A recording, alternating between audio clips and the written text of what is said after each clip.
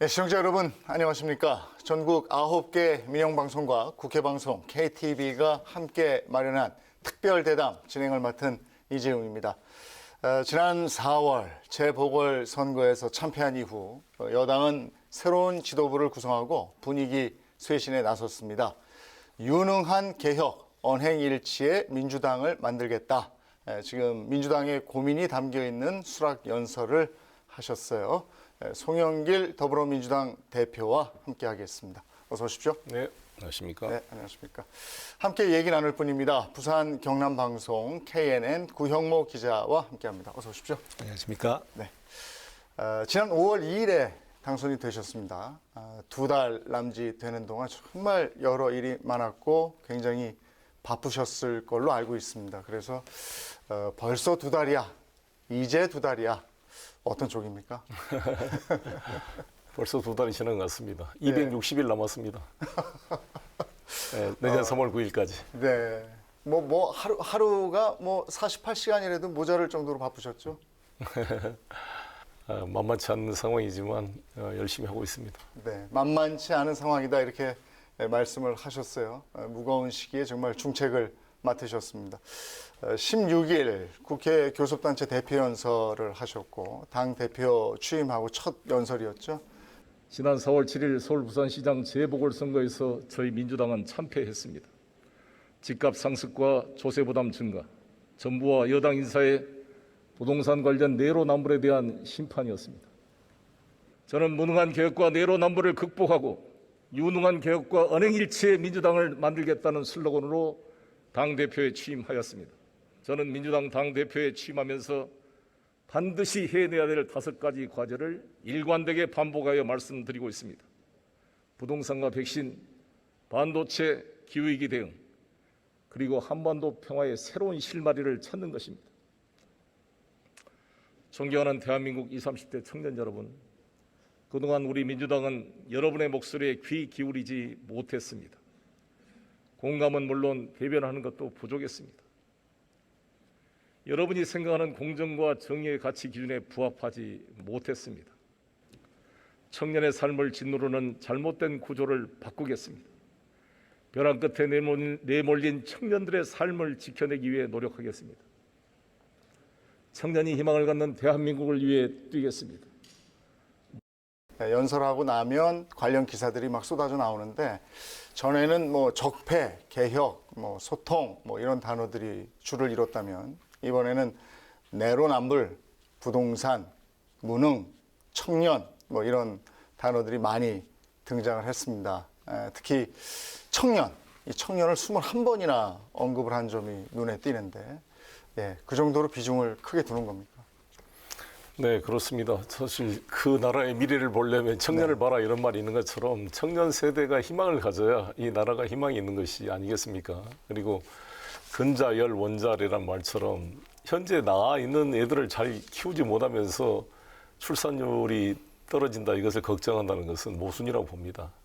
지금 나와 있는 애들도 잘 못 키우면서 뭘 얘를 더 낳아라 그러냐 이런 말이 나올 수 있기 때문에 우리 청소년들을 잘 챙기는 것이 우리 대한민국 미래를 지키는 거고 또 기후변화 문제를 제가 오늘 교섭단체 대표연설에서 모두에 말하는 것은 이 기후변화 문제가 우리 청년 미래 세대의 몫이기 때문에 그렇습니다. 지금 우리가 산업화의 그런 과실을 먹으면서 기성세대들이 이렇게 품어낸 CO2 때문에 우리 커나간 아이들의 지구가 온난화되고 기후위기가 다가온다면 미래 세대의 터전을 파괴하는 행위가 되기 때문에 더욱더 절박한 것 같습니다. 대표님의 청년 시절과 지금 청년들, 21세기의 청년들 어떤 차이가 있습니까? 우리 때는 고도 성장기였기 때문에 정치적 민주화는 안 돼 있었지만은 경제적으로는 성장기였기 때문에 취업 걱정, 일자리 걱정이 상대적으로 없었다고 볼 수 있겠습니다. 그런데 지금 우리 아이들은 정치적 민주화는 됐지만 경제적 양극화와 최초로 부모 세대보다 더 못 사는 자녀 세대가 돼서 그런 박탈감이 클 거라고 보여집니다. 네, 지난 5월 2일 전당대회였었죠. 송 대표님께서는 그 친문 핵심으로 통하는 홍영표 의원을 0.59%포인트라고 하는 아주 근소한 차로 누르고 당선되셨어요. 이를 두고 이번 도전이 당권 도전 그러니까 네 번째 16년 만에 도전이셨는데 아무래도 감회가 좀 남다르겠습니다. 이를 두고서 정치권에서는 그 민주당이 친문보다는 쇄신을 택했다 이런 평가도 나오고 있는데, 근데 야권에서도 큰 변화가 있었습니다. 이번에 그러니까 30대 영선 의원인 그 국민의힘 이준석 대표의 등장이 바로 그것인데요. 최근에 이렇게 대표 만남을 통해서 공식적인 만남을 통해서 이렇게 회동도 하셨는데 야권 카운터 파트너로서 이준석 대표 어떻게 평가하십니까? 저는 뭐 진짜 전폭 환영이고 잘 된 것 같습니다. 축하를 드렸고요. 이준석 대표는 단순히 젊어서 된 것이 아니라 네. 스스로 탄핵의 강을 넘은 용기를 보여줬고 또 5.18 민주화 운동에 대한 편견 없는 확실한 수용 이런 것들이 상당히 좀 달라 보였습니다. 그중에 수구 꼴통 이미지를 보였던 국민의힘의 모습을 전환시키는 데 기여했다고 보여지고요. 또 하나 그런 세대 교체의 면과 그런 이념적인 탄핵의 감을 넘어서는 그런 게 있었다고 보여지고, 마지막으로는 이 야권 지지자들이 전략적 선택을 했다. 그러니까 정권 교체를 위해서는 30대 청년을 당대표로 세울 만큼 절박한 어떤 전략적 필요가 느껴졌습니다. 그에 비해서 저 같은 경우는 더 어렵게 당선된 거죠. 왜냐하면 주류 세력들이 저를 밀지 않았고 비주류가 됐는데, 윤보선 민주당 구파, 장면 신파 간의 대립 이래로 구파의 후계자인 김영삼 상도동, 신파의 후계자인 김대중 동교동 간의 대립, 그리고 친노 친문에 이르기까지 우리 민주당의 양대 계보가 아닌 제3의 세력이 풀뿌리 당원을 가지고 당선된 경우는 송영길이 처음이라 그럽니다. 그런 의미가 있다고 봅니다. 그래서 민주당이든 국민의힘이든 서로 변화를 선택했다.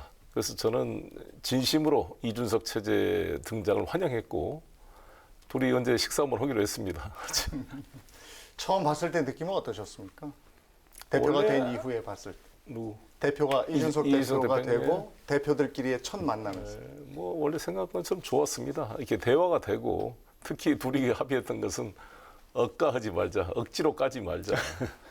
뭐 양당에서야 뭐 대변인, 뭐 최고위원들끼리 뭐 말꼬리 잡고 그런 게 있겠지만, 저거 우리 당 대표끼리는 억지로 까지 말고 상호 존중하면서 그 내용을 보고 토론을 하자. 개혁과 반성, 남의 잘못을 지적하면서 자기 잘못을 합리화시키지 말고 우리 서로가 자기를 돌이켜 보면서 개혁과 혁신 경쟁을 통해 국민께 봉사하는 정치를 해보자, 이렇게 이야기했습니다.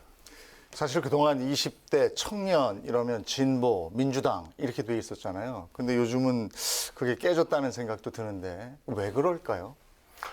뭐든지 한때의 진보가 계속 진보일 수는 없잖아요. 구르지 않는 돌은 이끼가 끄는 것처럼 한때 역사의 진보가 또 역사에 또 오히려 발목을 잡는 세력으로 전환될 수가 있기 때문에 항상 그것은 변화 발전해 가는 것이라고 보여집니다. 그래서 저희가 이준석 등장을 통해 우리 민주당이 보다 쇄신할 수 있는 자극과 그 계기가 된다고 보여집니다. 그리고 20대 청년들이 뭐 국민의힘 지지한 것도 저는 뭐 긍정적인 것이고요. 서로 나누어 지지해야지 어느 한쪽으로 일방적으로 되는 건 좋지 않다. 특히 이준석 대표가 광주와 호남 지역을 자주 찾는 것은 저는 좋게 보이더라고요.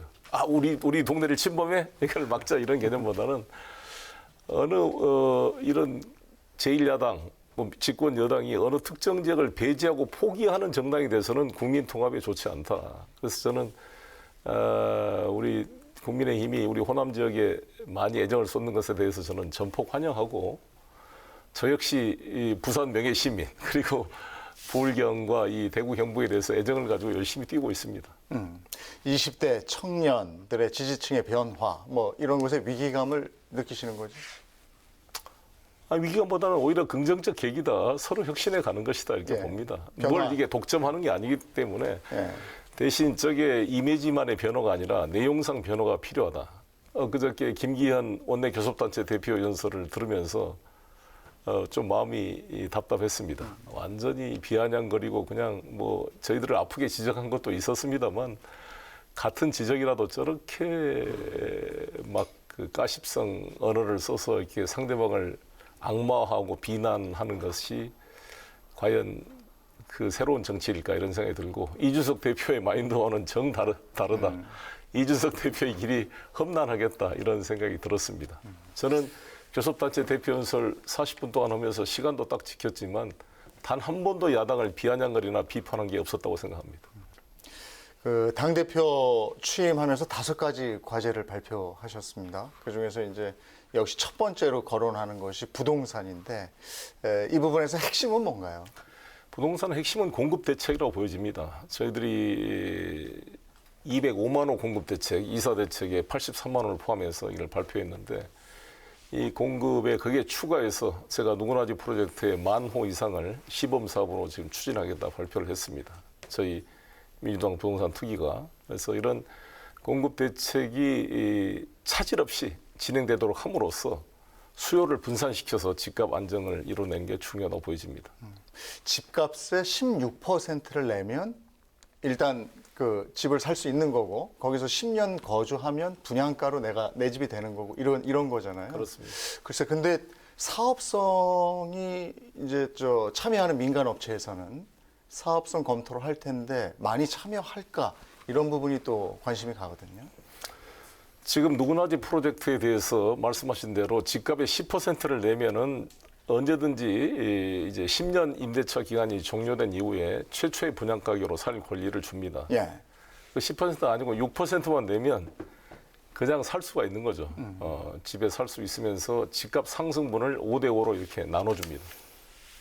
그러니까 아무튼 들으면은 무슨 꿈 같은 소리냐 이렇게 말할 수가 있겠죠. 보통 집값이 오르면 집 주인이 전세금을 올리거나 월세를 올리는데 이 우리 민주당의 누구나 집 프로젝트는 집값이 오르면 그 오른 가격을 임대인과 임차인이 반반씩 나눠 갖는 사회적 나눔 시스템을 만들었습니다. 예. 이게 아무튼 혁명적인 것인데 그러면 이제 그 반론이 2가지가 있습니다. 하나는 그렇게 집값을 나눠주고 시세 차익을 제로로 만드는데 무슨 이익이 있다고 민간 사업자가 참여하겠는가? 1번. 2번은 집값이 떨어지면 어쩔래? 네. 2가지인데요. 첫 번째는 이 누구나 집 프로젝트의 임대 사업자는 임대료에 의존하거나 시세 차익에 의존해서 수익을 내지 않습니다. 여기는 플랫폼 경제를 통해 여러 가지 이 협력적 소비를 통해서 이익을 창출해낼 수 있는 아이디어를 가지고 있습니다. 케이터링부터 시작해서 텔레콤이라든지 여러 가지 이 카쇼링과 이런 걸 통해서 플랫폼을 통한 집단적 소비로 이익을 창출할 수가 있습니다. 그걸 보여줬기 때문에 이미 지금 미단시티에 1058세대가 건설 중에 있고요. 진행이 되고 있습니다. 이것은 허구에나 국가 세금이 하나도 들어가지 않고 하나금융투자가 2,400억 공사비를 PF를 해줘서 되고 있어요. 그러니까 이 누구나 집이 혁명적인 것은 국민 세금이 안 들어간다는 거예요. 그리고 항상 우리 진보 정권이 자주 말하는 게 뭐 보수 정권도 마찬가지입니다만 공공임대주택을 대량으로 지어서 서민 주택 문제를 해결하자 이렇게 이야기합니다. 네. 근데 그것은 저는 필요하지만 이걸로 모든 걸 해결할 수 없다. 왜냐하면 나부터도 공공임대주택 살라 그러면 살고 싶겠어요. 어쩔 수 없이 서민들한테 부여되는 거지만 조금만 여유가 있으면 자기 집을 사고 싶죠. 네. 공공임대주택은 그냥 임차인으로 계속 사는 겁니다. 그러나 누구나 집은 임차인으로 살지만 언제든지 자기 집으로 분양받을 수 있는 권리를 가지고 있는 것이죠. 이제 그래서 다르고 누구나 집은 공공임대주택에 비해서 일반 분양주택과 동일한 건설비가 투입된 질 좋은 아파트입니다. 네. 공공임대주택은 일반 분양주택보다는 공사비가 적게 들어가서 질이 떨어지거든요. 그래서 저는 충분히 민간 그 참여는 걱정할 필요가 없다. 다 해결할 수 있다. 어떤 신문에서 그랬어요. 이 프로젝트를 만드는데 송영길 대표 친구가 이거 한 다음에 특혜 아니야? 이런 얘기를 해서 내가 그 기자님한테 그랬어요. 아니 이익이 안 남아서 민간 참여자가 없다고 걱정하면서 무슨 특혜 이야기를 하냐. 그것 자체가 자기 모순이다. 이런 지적을 했고요. 두 번째, 집값이 떨어지면 어떡할 거냐. 안 사면 됩니다. 이 사는 게 의무조항이 아니에요. 그냥 임차에 살면 됩니다. 예. 저렴한 가격으로. 선택할 수 있다. 그렇습니다. 예. 네, 그 대표님의 이번 그 부동산 대책 핵심은 역시 강력한 공급 확대 정책이지 않습니까? 그렇습니다. 근데 문제는 이 같은 그 공급 확대 정책이 지금 계속 문제가 되고 있는 수도권의 인구 집중을 오히려 심화시키는 결과를 유발할 수도 있다. 이런 우려도 나오고 있는데 네. 이 부분은 어떻게 보십니까?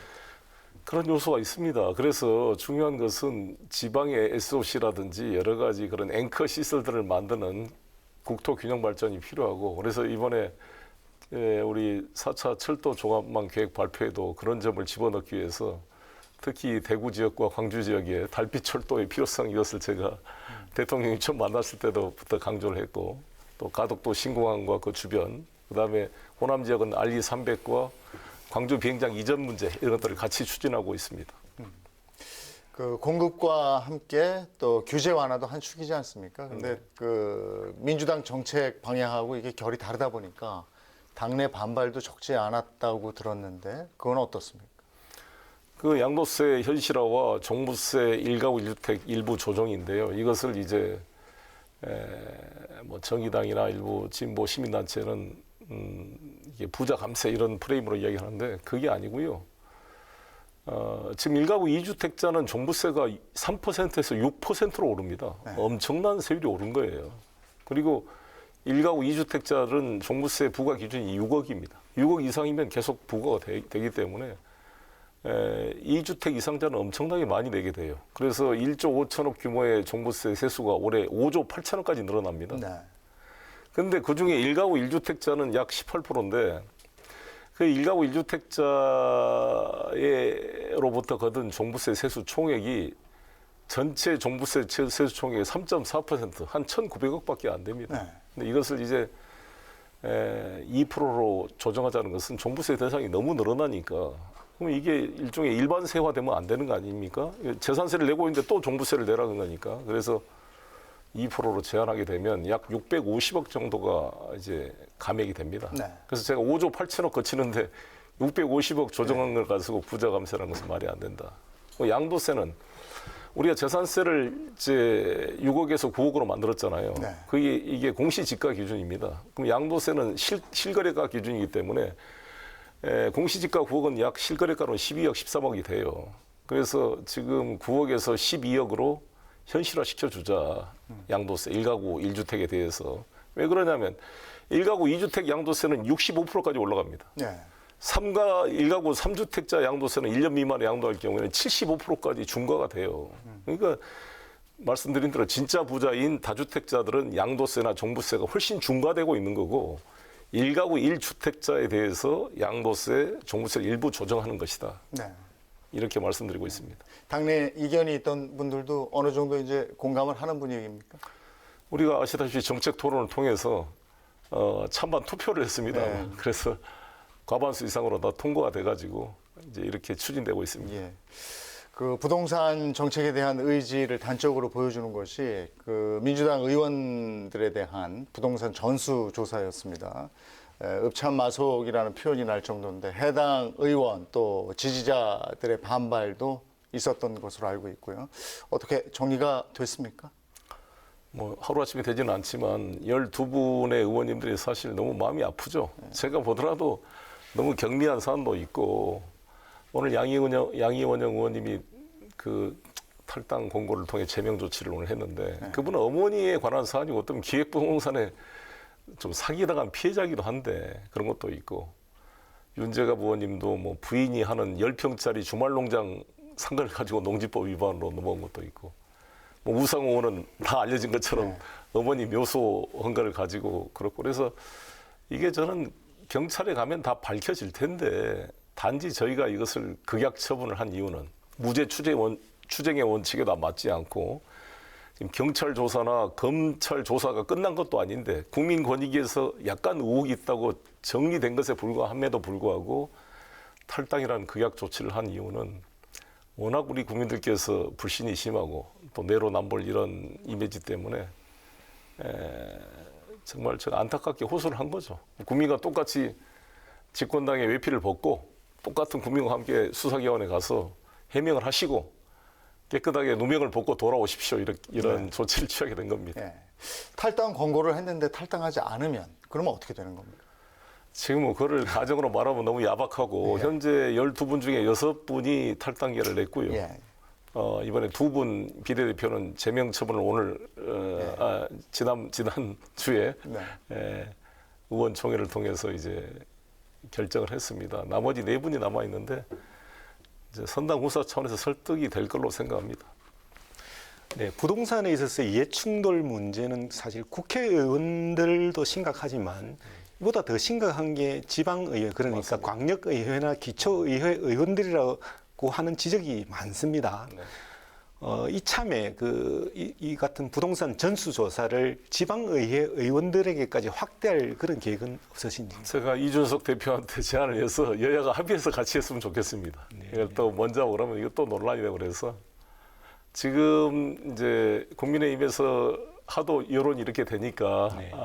이제 국민권익위에 전수조사를 의뢰를 했는데 아직도 가족들의 동의서를 제대로 안 내고 있는 것 같아요. 그래서 다시 한번 촉구를 드리고 처음에 감사원에 조사받겠다 그러시다가 국민권익위로 갔는데 모범적으로 국민의힘이 국회의원 전수조사를 받았으면 좋겠습니다. 그 이후에 제가 이준석 대표를 만날 기회가 있으면 지방원에 대한 전수조사는 여야가 합의해서 같이 하자 이렇게 제안을 해볼 생각입니다. 이번에는 지지율 얘기를 좀 해볼까요? 최근에 국민의힘 지지율이 오름세인데 최근 지지율 추이 어떻게 보고 계십니까? 네, 아무래도 국민의힘이 이제 이준석 효과를 통해 이렇게 오르고 있다고 생각합니다. 저희들도 지지율은 계속 등락을 하는 거기 때문에 많은 국민들께서 송영길 당대표 체제를 보고 변화에 대한 희망을 가졌다 그럽니다. 그런 전화를 많이 받습니다. 민주당이 뭔가 달라지는 것 같네. 완전히 만족스럽지는 않지만 뭔가 좀 쳐다보기도 싫다가 다시 이제 돌이켜보는 분위기가 만들어졌다고 생각합니다. 그래서 저는 양질 전환이라는 이야기를 하는데 양이 일정 정도 축적되면 질적인 전환이 일어난 것처럼 우리 민주당이 이렇게 국민의 눈높이에 다가가고 하나 이렇게 변화된 모습이 축적되면 저는 이제 지지가 다시 회복되는 기회가 다가올 거다 이렇게 생각합니다. 네, 최근 영국에서 열린 G7 정상회담에서 비친 그 문재인 대통령의 모습을 보자면 저도 국민의 한 사람으로서 아주 뿌듯하고 어떤 자부심이 이렇게 느껴지는데요. 이번 그 G7 정상회담이 이렇게 문재인 대통령뿐만이 아니라 민주당의 어떤 지지율에 있어서도 아주 그런 긍정적인 효과가 있을 거로 기대되는데 대표님 생각은 어떻습니까?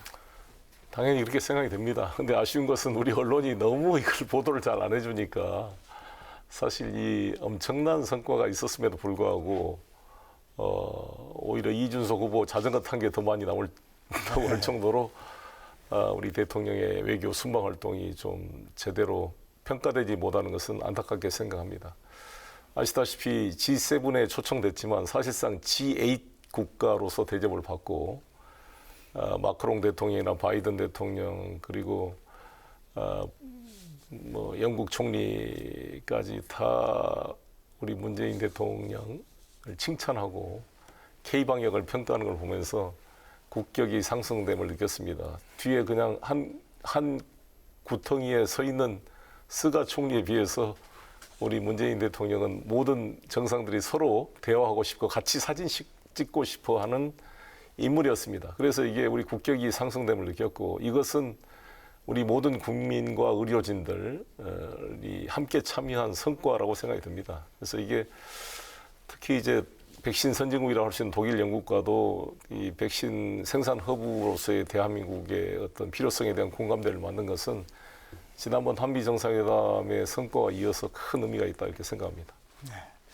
9개 지역 민방과 국회 방송 그리고 KTV가 공동으로 마련한 특별 대담 송영길 더불어민주당 대표와 함께하고 있습니다. 지금 백신 말씀도 하셨습니다. 백신 속도를 내고 있는데 어떻게 백신 접종하셨죠? 다음 주에 하려고 합니다. 아직 안 하셨군요. 예, 주변에 그 맞은 분들 이상 반응 같은 건 없었다고 그래요? 네, 특별히 없는 것 같습니다. 예, 뭐 맞으세요? 뭐 맞는지 모르시는 건가요? 네, 다음 주에 가봐요. 그 포스트 코로나를 대비하면서 이제부터는 구체적인 준비를 해 나가야 될 시간이기도 해서 핵심은 역시 지역 중심 균형 발전이 아닐까 싶은데 어떻게 생각하시는지? 네, 그렇습니다. 수도권 집중이 정말 크고 이 지방 소멸 위기가 나올 정도로 어려운 상황이라서요. 그래서 지금 지방 간의 그런 협력 구조, 당장 세종시 국회의사당 그 건립 문제를 처리해야 되는데 국회 운영위원회가 아직 가동이 안 돼가지고 계속 늦어지고 있습니다. 이번 6월 국회 아니면 정기 국회 때라도 반드시 처리되도록 노력하겠습니다. 네, 그 균형 발전을 위해서는 아무래도 지역의 힘을 더 이렇게 실어주고 또 수도권의 힘은 좀 빼야 되는데요. 그런데 그 대표님께서는 사실 그 인천시장도 지내셨고 또 지역구가 또 인천 수도권이지 않습니까? 이게 좀 아무래도 부딪힐 것 같은데 어떻습니까? 이제 뭐 당대표가 됐으니까 지역구가 전국구가 된 거죠, 사실. 그 당대표 되기 전에도 제가 5선 국회의원이고 인천시장을 역임한 사람으로서 전국적인 이제 큰 정치를 해야 될 입장이니까 사실 전국의 현안 문제를 항상 같이 공부하고 다녔습니다. 그래서 대한민국 전체가 이제 저의 지역구인 상황이 됐기 때문에 지방 균형 발전 문제를 깊이 고민하고 또 자주 지방에서 최고위원회도 열고 하도록 하겠습니다. 이 부분은 좀 더 구체적으로 지금 이제 전국에서 방송을 보고 계시는 분들이 이 부분은 관심들이 워낙에 많은 부분이라서요. 그 행정수도의 필요성, 행정수도 완성 이 부분에 대한 공감도는 어느 정도 다들 그 이해를 하고 계신 것 같은데 글쎄 속도는 어떤가 모르겠습니다. 속도는 더디다 이렇게 생각하는 분들이 많았어요. 국회 세종의사당 설치 근거인 국회법 개정안 처리의 마지노선 이게 6월 국회가 아닐까 싶은데 이 부분은 어떻게 진행되고 있습니까? 아시다시피 이제 원내 대표가 바뀌고 국회 운영위원장이 지난번에 이제 김태년 원내대표에서 지금 윤호중 원내대표로 바뀌어야 되는데 아직 그게 처리가 안 되고 있습니다. 왜냐하면 야당이 법사위원장 안 주면 아무것도 협력 안 하겠다 이래가지고 지금 상위원장이 한 4개가 비어 있어요. 법사위원장도 비어 있고 또 제가 외통위원장이었는데 비어 있고 사무총장 윤관석 총장이 정무위원장이었는데 비어 있고 운영위원장 이게 상임위원장 4개를 본회의에서 선출을 해야 되는데 그걸 지금 야당이 거부하고 있어서 이게 지금 앞을 못 나가고 있습니다. 근데 여야 합의로 이루어져야 될 사항입니다만은 6월에 합의가 안 되면 그러면 보관은 가지고 계십니까? 그 안에 되도록 노력하겠습니다. 그럼 계속 만나서 이렇게 설득을 하고 이런 작업을 하시는 건가요? 예, 이제 이준석 대표께서도 여야정 협의체를 합의했으니까 조만간 청와대에서 여야정 만나가지고 또 상의하겠습니다. 그 대전을 비롯해서 그 대표님 지역구죠 인천, 뭐 충북, 대구, 강원 뭐 이렇게 전국 12개 시도가 K-바이오랩 허브 유치에 뛰어들고 있는데 정부 공모 사업은 지방 분권하고 균형 발전이라는 목표가 있었는데 과열 경쟁에 따른 지자체 간 갈등 또 정치적인 결정에 좌우된다 이런 비판이 많았거든요. 개선이 필요하다 이런 지적인데 어떤 방식이 적합하다고 보십니까? 글쎄요, 아무튼 제가 말씀드린 건 제가 어느 지역에 편든 게 없습니다.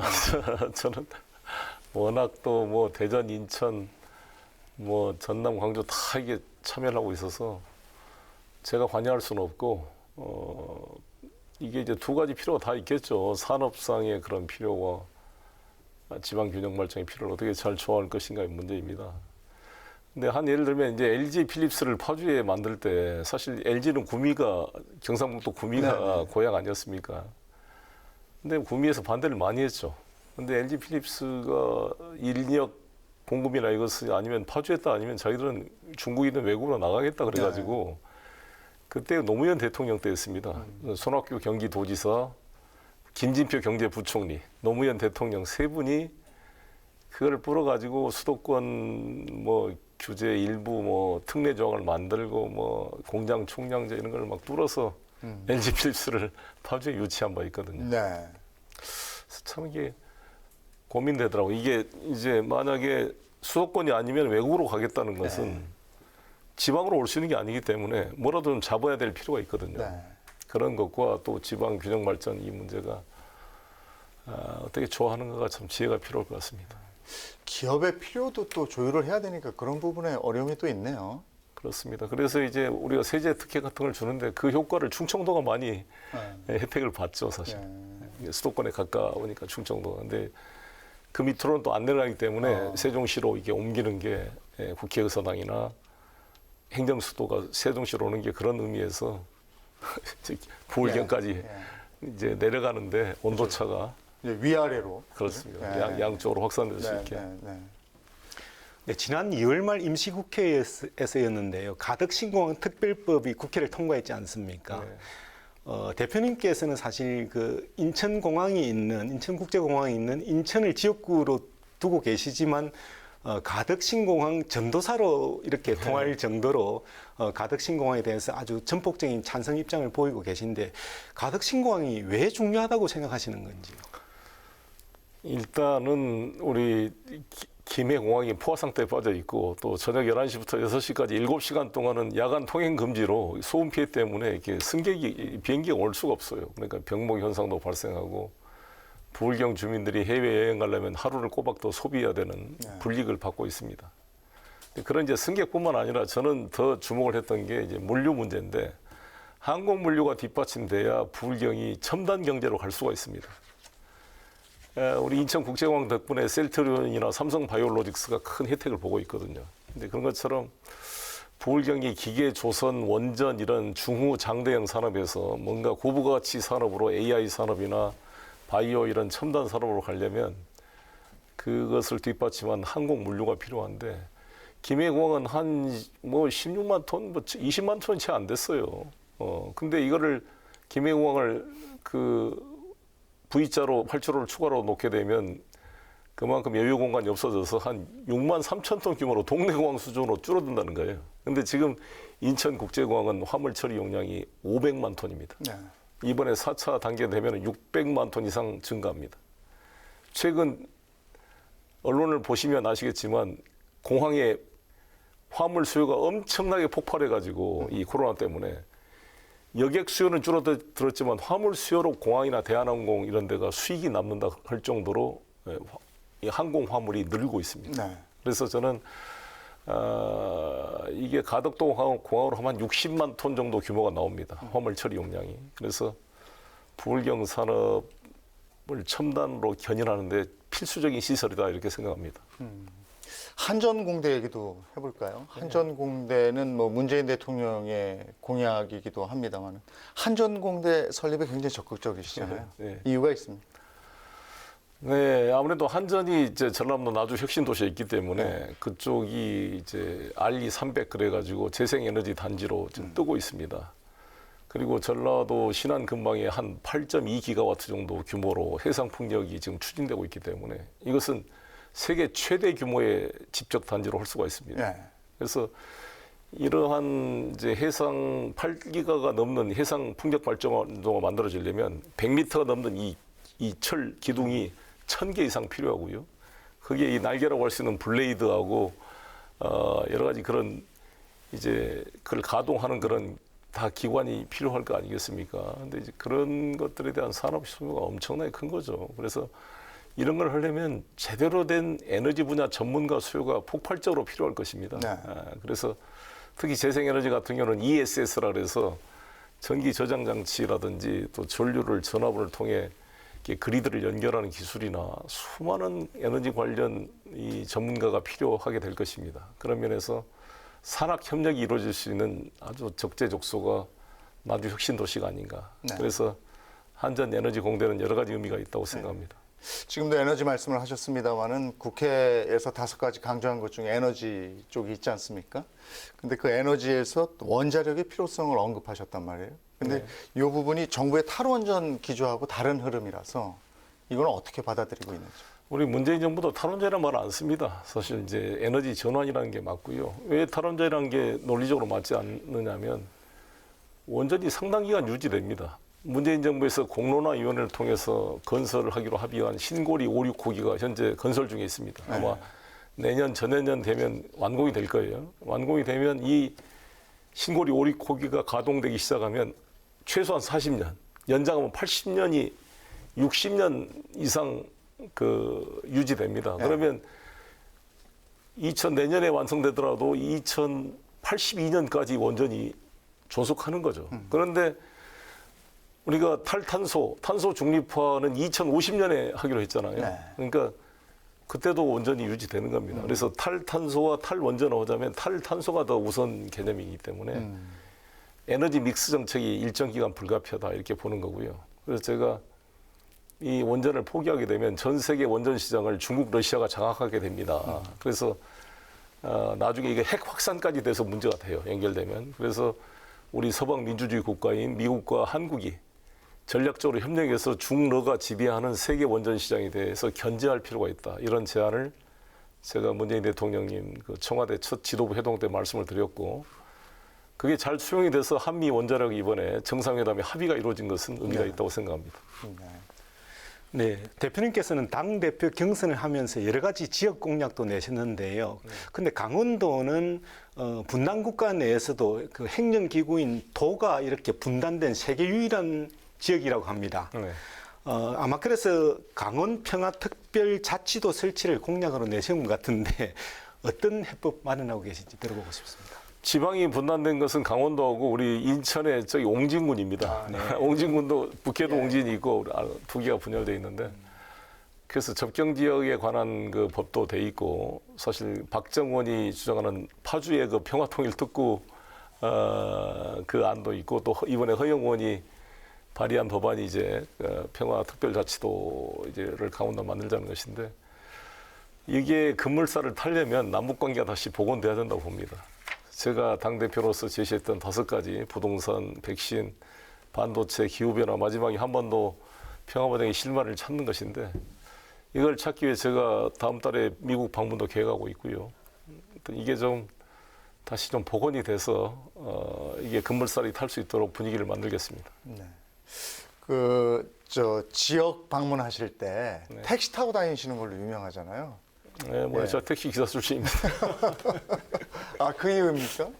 네, 뭐 택시 기사님들한테 민심도 듣고요. 예. 또 제가 토요일, 뭐 일요일 아침 일찍이면 네. 우리 비서님들 나오라기가 미안해요. 제가 밤늦게까지 막 돌아다니는데 네. 막 우리 수행 비서들이 잠이 부족해서 피곤해한 거 보면 마음이 아픕니다. 그래서 제가 아침 일찍 갈 때는 예. 푹 자라 그러고 그냥 택시 타고 올 때가 예. 많습니다. 그러면 기사님들이 주로 어떤 얘기를 해주십니까? 뭐 반갑다는 얘기하고 그러죠. 뭐 날카롭게 지적을 한다든지 뭐 이런 분들도 계십니까? 그렇죠. 제가 또 택시 출신이다 보니까 많이 공감대가 있습니다. 예. 그때 택시 하실 때하고 지금 요즘 택시하고는 많이 좀 변화가 있습니까? 타보시니까? 별로 변화가 없죠. 택시 기사들의 수입이 뻔하니까. 네. 택시 기사는 이제 언제든지 일을 해서 조금이나마 수입이 생길 수 있는 그런 장점은 있는데 예. 택시 운전도 해보면 너무 힘듭니다, 사실. 예. 그 이제 선거 치를 때 특히 민심을 많이 듣는 장소가 되기도 하겠어요. 그렇습니다. 예. 왜냐하면 이제 20대 대통령 선거가 250여일 남았습니다. 그러니까 정확히 얘기하면 내년 2022년 3월 9일인가 그렇죠. 네. 예. 이제 그 대선을 이끌어야 하는 무거운 책임을 지고 있는데 남은 기간 가장 중요하다고 생각하는 건 뭔지 이것도 한번 여쭙고 싶네요. 저희들은 집권당의 후보니까 저희들은 이미지와 바람이 아니라 실력과 성과로 승부를 내야 된다고 봅니다. 저희 문재인 정부가 어려움도 있지만 이 부동산 문제를 잘 풀어간다면 경제 성장도 좋거든요. 그리고 이제 집단 면역이 되면 우리 여러 가지 자영업자들도 이제 매출도 다시 늘어나게 될 거고 또 저희들이 전 국민 재난지원금도 준비하고 있고 그래서 많이 풀려갈 수 있지 않을까. 뭐 정치적으로는 뭔가 우리가 변화되고 내로남불, 언행일치 이런 구조를 좀 뚫어내고 그래서 실력과 내용, 비전으로 저희는 승부해야 된다 이렇게 생각을 합니다. 그래서 하나하나 저희들 쌓아가면 우리 국민들께서 봤을 때 그럴 것 같아요. 항상 민주당 한 2번씩 해줬잖아요. 10년씩 이렇게. 예, 그것도 있고 지금 우리 국회가 21대 국회가 저희 민주당이 지금 174석에서 12번이 빠져가지고 이제 좀 160대로 내려왔습니다만 그래도 과반수 정당을 가진 정당인데 이게 앞으로도 한 3년이 남았어요. 2년 좀 몇 개월이 남았는데 새로운 대통령과 이 국회가 그래도 손이 맞아야 뭐 일이 진행이 되지 않겠습니까? 근데 이게 만약에 뒤틀려 버리면 차가 그냥 한쪽은 엑셀레이터 밟고 한쪽은 브레이크 밟는 것처럼 오도 가도 못하게 국정이 꼬일 수가 있다고 봅니다. 그런 면에서 저희 이번 대선은 후보와 후보 캠프의 대선이 아니라 우리 민주당이 함께하는 명실상부한 책임 정당 정치로서 민주당 정권을 만들어야 된다 이렇게 생각하고 있습니다. 시선을 당 바깥으로 돌려보면 아무래도 대선 후보들 가운데 지지율 1위를 달리고 있는 윤석열 전 검찰총장이 관심이 가지 않을 수가 없을 것 같습니다. 근데 최근 그 윤석열 총장에 대해서 엑스파일 문제가 이렇게 대두됐지 않습니까? 근데 이 문제에 대해서는 사실 대표님께서 여러 가지 그 윤 총장에 대한 의혹들을 지금 모아가고 계시다. 이런 말씀이 어쩌면 또 계기가 됐을 것도 같은데, 지금 대표님께서는 과연 윤 총장에 대해서 어떻게 생각하고 계신지 한번 들어보고 싶습니다. 저는 뭐 엑스파일이라는 말을 한 적은 없고요. 제가 계속 인터뷰에 말씀드렸지만 원론적으로 검증 자료를 보고 있다. 그건 여야를 불문하고 당연한 거라고 보여지고, 저는 윤석열 후보님이 진짜 정치를 하려면 페이스북부터 하십시오. 이렇게 난 충고하고 싶습니다. 아니 요새 같은 세상에 미국 대통령도 트위터, 페이스북을 다 하는데, 아니 트위터, 페이스북도 안 하면서 어떻게 국민과 소통을 하고 뭐 대변인 하나 정해서 전원 정치를 한다는 것은 저는 전근대적이다. 무슨 뭐 봉건시대 정치도 아니고 이게 21세기에 이런 소통을 한다는 것은 저는 국민에 대한 예의가 아니다고 생각합니다. 그래서 빨리 자신을 투명하게 자신의 메시지를 국민에게 전하고 또 국민의 의견을 듣는 그런 자세로 전환을 해야 된다 생각이 들고요. 내부 뭐 파일이나 엑스파일 문제는 내부에서 검증이 될 거다. 야당 내부에서. 그러지 않겠습니까? 뭐 7월 2일 날 윤석열 그 장모님 그 판결이 나옵니다. 1심 판결이. 그 판결이 나오게 되면 좀 평가가 되지 않을까 싶습니다. 아무튼 대선을 앞두고 정치 시계가 빨라지고 있다는 것은 확실해 보이고요. 오늘 송영길 민주당 대표 모시고 여러 가지 얘기를 들어봤는데, 글쎄요, 기왕이 나와주셨으니까 대표님이 지향하시는 정치는 어떤 것인지 그 얘기도 듣고 싶은데요. 정치는 우리 국가 공동체가 어떻게 나아갈 것인지 이제 의사 결정을 하는 프로세스이기도 합니다. 그래서 우리 정치가 우리 대한민국 전체 국가적 과제, 인류 문명의 전체적 과제에 대해서 비전과 방향을 제시하는 그런 걸로 발전했으면 좋겠어요. 그래서 참 동네에서 싸우는 그런 정치가 아니라 국가의 이익을 대변하고 국민을 대변해서 세계적인 경쟁 속에서 살아남는 그런 글로벌한 정치가 됐으면 좋겠고요. 제가 외교통일위원회 위원장 출신이라서 못오기도 하지만 저는 우리 대한민국이 생존에 방해한 외교 국방에 있다고 봅니다. 그래서 저는 어떤 외교 문제를 제대로 다룰 수 있는 그런 정권이 만들어져야 된다 이런 생각을 가지고 있고요. 전국적으로는 우리 남북 관계는 우리 민족의 생존의 그런 활로기 때문에 우리 헌법이 또 저희한테 명령하고 있는 것이 평화통일이고 그래서 이 민족과 한반도 분단의 문제를 해결할 수 있는 대안을 제시하는 정치가 돼야 된다 이렇게 생각합니다. 근데 그 다들 열심히 하시는 것 같은데 대한민국 정치인들이 그럼에도 불구하고 국민들이 정치를 얘기할 때, 대한민국의 정치를 얘기할 때 비판하는 이유는, 근본적인 이유는 뭔 것 같습니까? 왜 그러냐면 정치하는 대로 모든 불만이 모이게 돼 있습니다. 정치는 간과 같습니다. 모든 독소나 이런 것들이 이 간으로 와가지고 해소가 되는 거잖아요. 네. 만약 국회에 와서 막 싸우고 이러지 않으면 거리에서 싸울 거 아닙니까? 국회를 없애버리자. 그럼 총통제처럼 북한처럼 뭐 일당 독재로 가든지 아니면 히틀러가 했던 것처럼 국회를 해산시키고 총통이 입법 기능까지 갖는 조직이 되면 조용은 하겠지만 속으로 골마가지고 터지게 돼 있습니다. 그래서 저는 정치가 인기를 갖기가 쉽지 않는 게 하여튼 모든 안 좋은 거는 국회로 다 와서 여기서 막 치고받고 싸우고 타협하고 해야 되는 거 아니겠어요? 닭으로 말하면 모래주머니 같은 거고 우리 이제 간과 같은 기능인데 그래도 우리 정치인의 책임이 크죠. 이걸 얼마나 이거를 이제 하더라도 벌거벗은 그냥 생으로 싸우는 게 아니라 품격 있게 상대방과 타협을 하면서 그걸 조정하는 정치력을 보여주느냐가 중요하다고 생각이 듭니다.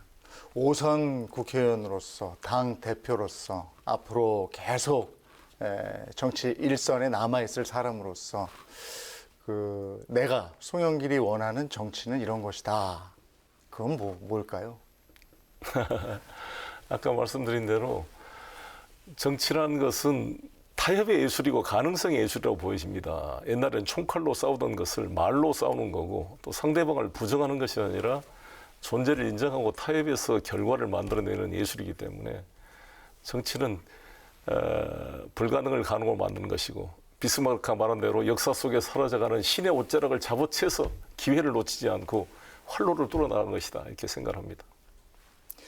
구영문 기자도 1시간 동안 함께해 주셨는데 더 하실 얘기가 있으면 좀 해주시면 좋겠네요. 네, 저도 이번 기회에 한번 대통령제 개헌 문제를 한번 여쭤보고 싶습니다.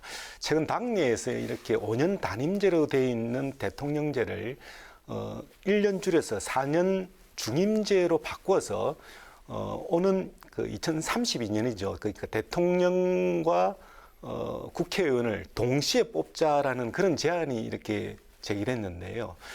대표님께서는 대통령제 개헌 문제 어떻게 보십니까? 지금 단임제도 좀 기형적인 것이죠. 중임제로 가는 게 원론적으로 맞다고 생각하는데 저는 중임제 그것도 중요하지만 가장 중요한 것은 책임 총리제라고 봅니다. 우리나라는 대통령 책임제라고 그러지만은 어떻게 보면 대통령이 국회에 와서 책임을 지는 게 아니잖아요. 국회 출석도 하는 것도 아니고 국회의원의 질문에 대답하는 것도 아닙니다. 그래서 혹자는 대통령 무책임제다 이런 말도 합니다. 대통령은 1년에 시정연설할 때 한 번 국회에 와서 발언하고 가는 거잖아요. 나는 국무총리가 국회에 와서 답변할 때마다 무슨 느낌이 들었냐. 대독총리, 장식총리 이런 생각이 들고 꼭 흥부 생각이 나요. 돈 받고 대신 맞아주는 사람. 막 두들겨 맞는 거잖아요. 야당. 근데 과연 총리가 국정의 총괄 책임 정도의 권리가 좀 부족하잖아요. 실제로. 그래서 저는 우리나라의 헌법상 총리가 국무위원에 대한 임명 제청권을 행사하도록 되어 있습니다. 근데 그게 지킨 적이 거의 한 번도 없을 겁니다. 총리와 국무위원을 동시에 임명 발표하고 사실상 헌법 위반 상태가 보수 진보를 넘어서 지금 관례화되어 있습니다. 그래서 저는 이거를 내각 책임제나 이원 집정부제로는 갈 수가 없고 우리 국민적인 또 공감대가 약하고 그래서 이원 집정부제와 대통령제 사이에 중간에 있는 것이 책임 총리제라고 봅니다. 즉 국회가 추천하는 사람을 대통령이 임명하는 구조이죠. 대통령 중심제의 골간은 유지되면서 총리를 사실상 대통령이 임명하는 사람이 아니라 국회에 추천한 사람을 만들어야 제대로 된 총리가 권한을 가지고 국정을 할 수가 있고 물론 대통령의 명을 받아서 하는 거지만 그게 명실상부한 국무총리가 될 수가 있고 국무총리가 국무위원에 대한 임명 제청권을 헌법대로 행사한다면 인사청문회 때마다 여야가 이렇게 싸우는 것은 없어지게 될 것입니다. 왜 국회 다수의 동의를 받은 사람이 총리가 되고 국무위원이 될 거 아니겠습니까? 훨씬 행정부와 입법부 관계가 협력적으로 발전해 갈 것이다 이렇게 생각합니다. 네. 요즘 정말 바쁘신데 오늘 이렇게 함께 자리해 주셔서 대단히 고맙습니다. 네. 그리고 구영모 기자도 오늘 수고 많이 해주셨습니다. 9개 지역 민방과 국회방송 KTV가 함께 마련한 특별 대담 오늘은 송영길 더불어민주당 대표와 함께 했습니다. 저는 다음 시간 인사드리겠습니다. 함께해 주신 시청자 여러분 고맙습니다.